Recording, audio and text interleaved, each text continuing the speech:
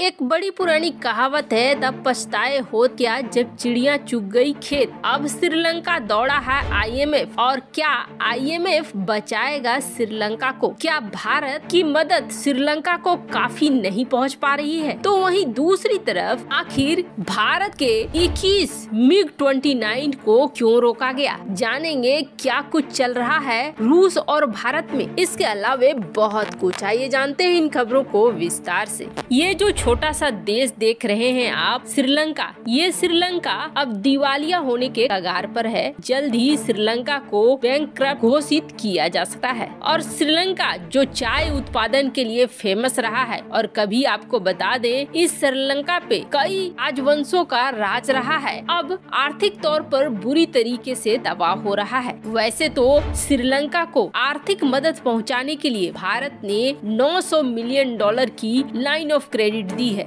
इस line of credit के तहत श्रीलंका भारत से हथियारों की खरीद भी कर रहा है, और वहीं भारत को लीज पे ऑयल टैंक फार्म भी दे रहा है। पर फिर भी श्रीलंका की आपूर्ति नहीं हो पा रही है अर्थव्यवस्था की जरूरतों की। हाल ही में वांगी जब श्रीलंका आया तो श्रीलंका ने उनसे ये कहा कि आप हमें कर्ज में थोड़ा राहत दो, हमें जो चुकाना है कर्जा उसके लिए मोहलत दो। लेकिन उस पर वांगी ने कुछ भी नहीं कहा, बल्कि ये जरूर चेता दिया कि श्रीलंका और चीन के बीच में आ रहा है भारत। तीसरे देश करके संबोधित कर दिया वांगी ने कि भारत और श्रीलंका के बीच में तीसरे देश को आने की जरूरत नहीं है। जबकि इस सच्चाई ये है कि श्रीलंका की बर्बादी में हाथ ही है तीसरे देश का, यानी कि चीन का। चीन की वजह से ही श्रीलंका की अर्थव्यवस्था पूरी तरीके से तबाह हुई। अब इसका उदाहरण ये देख लीजिए कि 2022 में श्रीलंका को चुकाने हैं $7.6 बिलियन, जबकि श्रीलंका के फॉरेन रिजर्व की बात करें तो फॉरेन रिजर्व में है $1.5 बिलियन। अब श्रीलंका बाकी के रुपए कहां से चुकाएगा? अब ऐसे में श्रीलंका ने जब देखा कि चीन भी नहीं मान रहा है और चीन से मांगना बेकार जा रहा है, तो वहीं भारत की तरफ आया। लेकिन भारत इतनी बड़ी रकम नहीं दे सकता है। ऐसे में श्रीलंका को फिर दौड़ना पड़ा आईएमएफ के पास। वैसे आपको बता दें, आईएमएफ जब भी लोन देता है इमरजेंसी तौर पर तब शर्तें रखता है। जिस तरीके से इस वक्त पाकिस्तान के सामने आईएमएफ ने शर्तें रखी है। हालांकि पाकिस्तान के लिए जो आईएमएफ की शर्त है वो इतनी कड़ी है कि आईएमएफ की वजह से और ज्यादा बर्बाद हो जाएगा पाकिस्तान, ऐसा उसके विपक्षी भी मान रहे हैं। जिसकी वजह से पाकिस्तान में बवाल भी मचा हुआ है कि आईएमएफ से लोन लेना पाकिस्तान के लिए सही नहीं होगा। वैसे आपको बता दें, इतिहास में भारत भी एक बार आईएमएफ से लोन ले चुका है, और उस वक्त भारत के लिए आईएमएफ ने शर्त ये रखी थी कि आप अपने देश में विदेशी कंपनियों को भी आने की जगह दो, और सारी कंपनियां सरकारी बनाने के बजाय प्राइवेट संस्थाओं को भी आगे बढ़ने दो। खैर, जो भारत के लिए शर्त थी वो कोई बहुत बुरी शर्त नहीं थी, और भारत के लिए कोई तबाही का रास्ता खोलने वाली नहीं थी।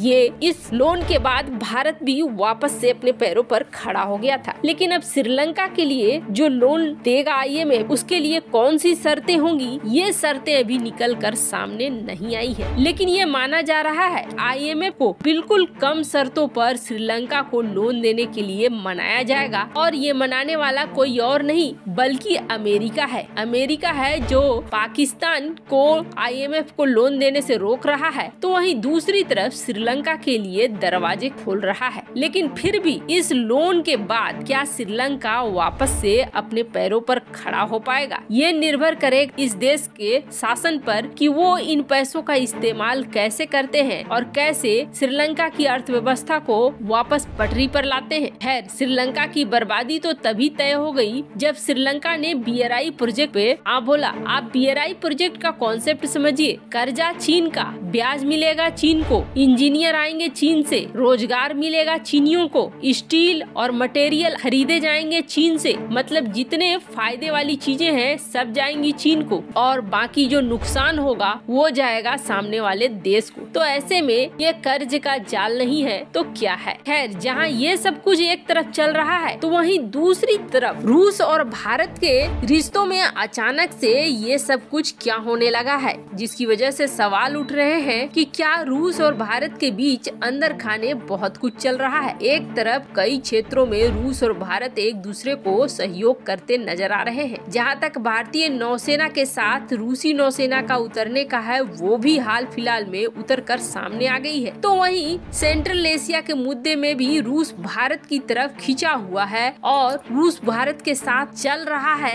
ये चीजें भी देखने को मिल रही हैं। पर भारत और रूस के बीच एक सौदा हुआ था और ये सौदा बेहद महत्वपूर्ण था। महत्वपूर्ण इसलिए था कि 80 के दौर में पाकिस्तान ने F-16 विमानों को खरीदा अमेरिका से। F-16 विमान खरीद कर बेहद खुश था पाकिस्तान और अमेरिका भी इसे देने के बाद ये दिखला रहा था कि अब तो भारत की हालत खराब हो जाएगी, भारत को काउंटर कर देगा पाकिस्तान। वैसे आपको बता दें, आज का अमेरिका जो भारत को इग्नोर करके नहीं चल सकता है, उस समय भारत का एक धुर विरोधी हुआ करता था। भले ही अमेरिका ने भारत के ऊपर कभी हमला न किया हो, लेकिन पाकिस्तान को पूरी मदद अमेरिका ने पहुंचाई तब जब पाकिस्तान ने F-16 विमानों को खरीदा और वो भी एडवांस वर्जन को। खास तौर पर अमेरिका ने अपग्रेड कर दिया था। तो उस वक्त भारतीय वायुसेना ने भी 3 स्क्वाड्रन MiG-29A के खरीदे थे। अब काफी समय से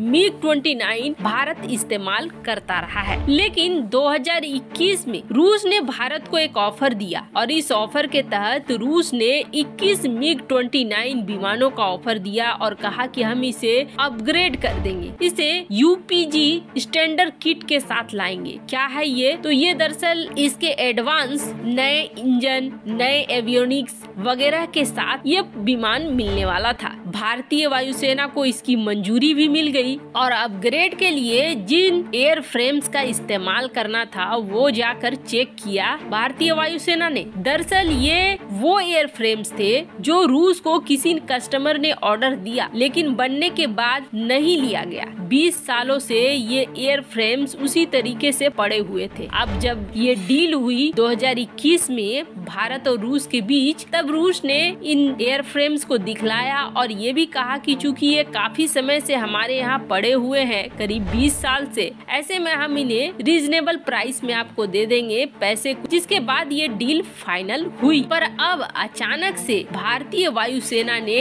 इस डील को कर दिया है कैंसिल और अब ये प्लान ड्रॉप हो गया है कि रूस से 21 MiG-29 खरीदे जाएंगे। अब ये प्लान क्यों ड्रॉप हुआ है, इसका खुलासा अभी तक नहीं किया गया है। क्या ये पुराने एयर फ्रेम्स की वजह से किया गया है कि 20 साल पहले ही ये एयर फ्रेम ऐसे ही पड़े पड़े अपनी 20 साल की लाइफ खो चुके हैं, तो आगे इनसे क्या फायदा होगा, या फिर भारत जो आजकल नए नियम के तहत ज्यादातर चीजों को भारत में ही बनाना चाहता है उसकी वजह से कैंसिल किए गए हैं। इसको भारतीय वायुसेना ने साफ नहीं किया है, लेकिन भारत और रूस के बीच 21 MiG-29 का ये डील अभी कैंसिल नजर आ रहा है। धीरे धीरे रूस के साथ कई हथियारों के डील कैंसिल हो रहे हैं। वैसे आपको क्या लगता है, भारत ने इस डील को कैंसिल करके सही किया या नहीं? कमेंट कर अपनी राय जरूर बताएं। जल्द मिलते हैं अगले वीडियो में नई खबर के साथ।